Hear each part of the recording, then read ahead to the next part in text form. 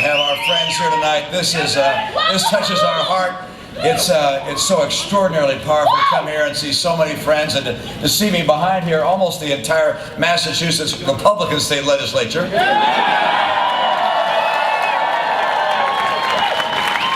have Governor Weld here, and Kerry Healy, my lieutenant governor, and so many friends.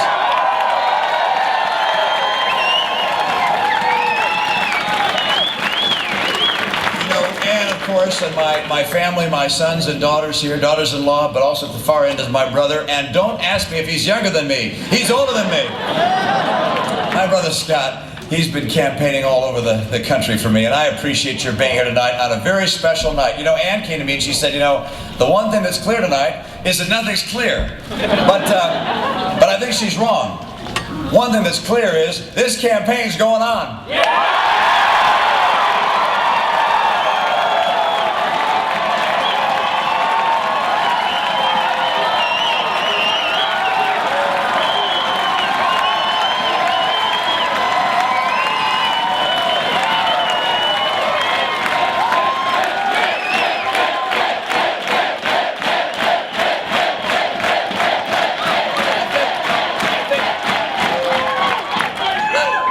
Some people who thought it was all going to be done tonight, but it's not all done tonight. We're going to keep on battling.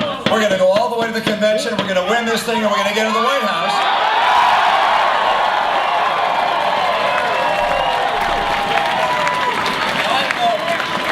At this stage, it's really hard to tell how many delegates we're going to get, because a lot of states, of course, we haven't even heard from, the western states. We know that it's going to be close and interesting in states like Colorado and Montana and California and all over the West. And so we're going to see what kind of numbers come in. We'll add those numbers up and have them bright and early in the morning. My guess is that at our home we'll be staying up a little bit later than most of you will. We'll be looking at those numbers, but I have to tell you, there was a special feeling in my heart when I realized that the three places Ann and I have lived have all voted for us: Michigan, Massachusetts, and Utah.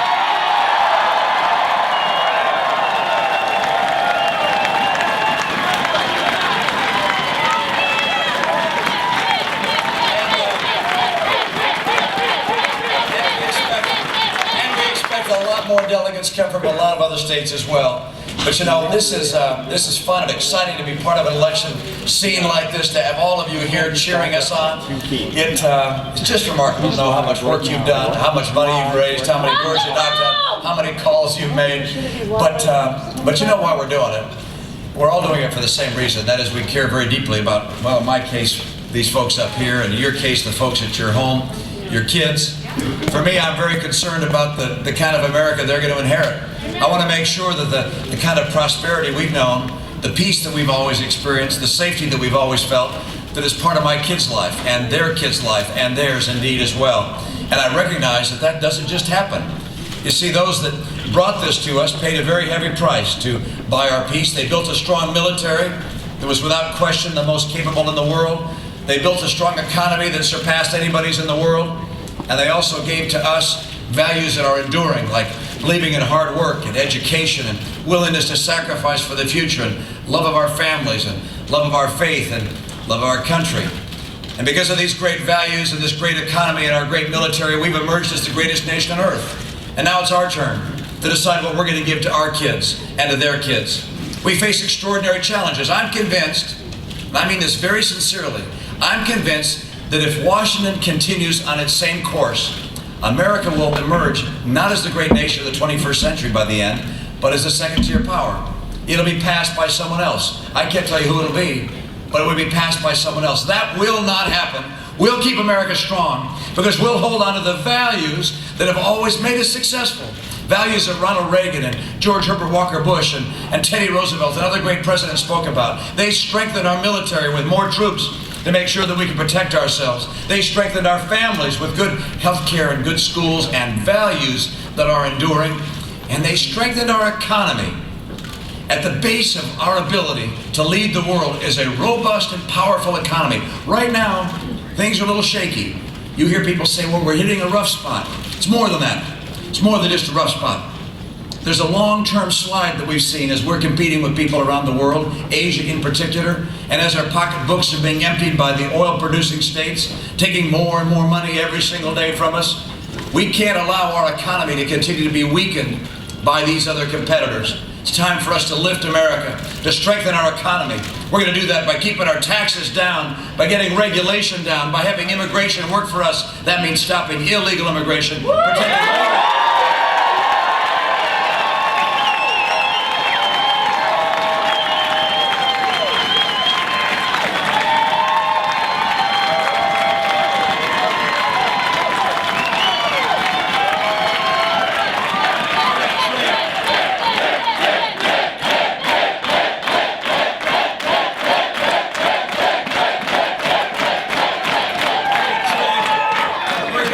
with other nations around the world, of course, but we're going to do so on a level playing field. We're going to invest in technology and innovation and be the best and the brightest with new products and new designs and make sure that we always lead the world. This is the future of this great country. Now, I know that there's some who think that can all be done from Washington, but when it comes time to thinking about how we're going to guide our economy, I think it's more important to know how America works than to know how Washington works. And I think it's helpful to have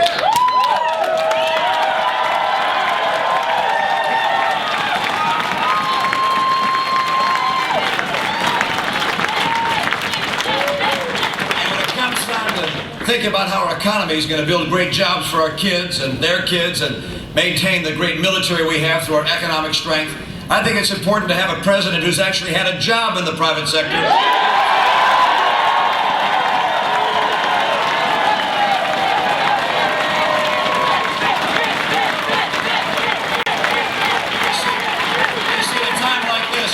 At a time like this, we recognize just how broken Washington is. We've looked to them to solve our problems, and they haven't. We asked them to solve Social Security. They haven't done that. We asked them to balance the budget. They haven't. We asked them as well to rein in excessive pork barrel spending. They haven't. We asked them to get health care that was affordable and portable for all of us. They haven't. We asked them to get education that's the best in the world. They haven't. We asked them to live by high ethical standards. They haven't. We asked them to end illegal immigration. They haven't. We asked them to get us off of foreign oil and let us be able to be energy independent. And they haven't. It's time for the politicians to leave Washington and for we the people to take over.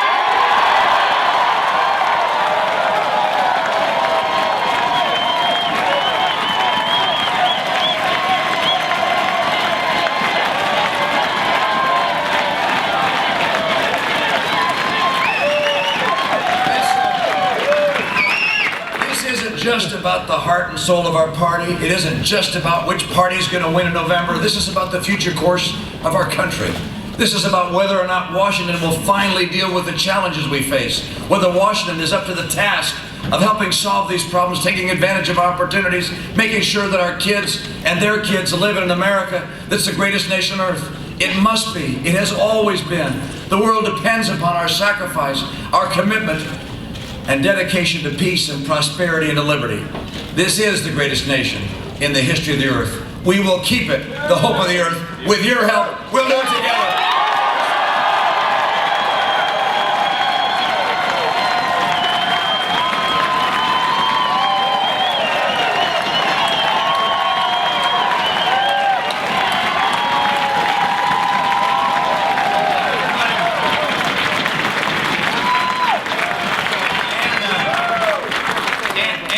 The best First Lady that the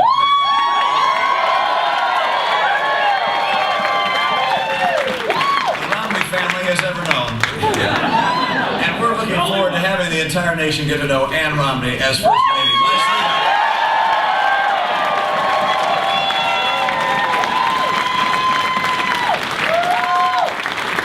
It is true now that my children and I can say we have been everywhere.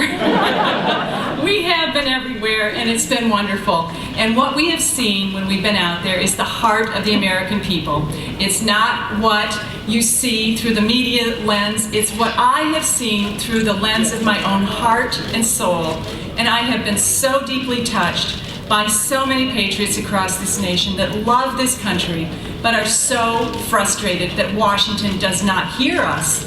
They are so frustrated that they're spending our money and they're not hearing us. They're overspending. So many issues. They are so frustrated about illegal immigration. Everywhere we go, we hear the frustration in people's voices. And you know what I know about Mitt? He goes in and he gets the job done.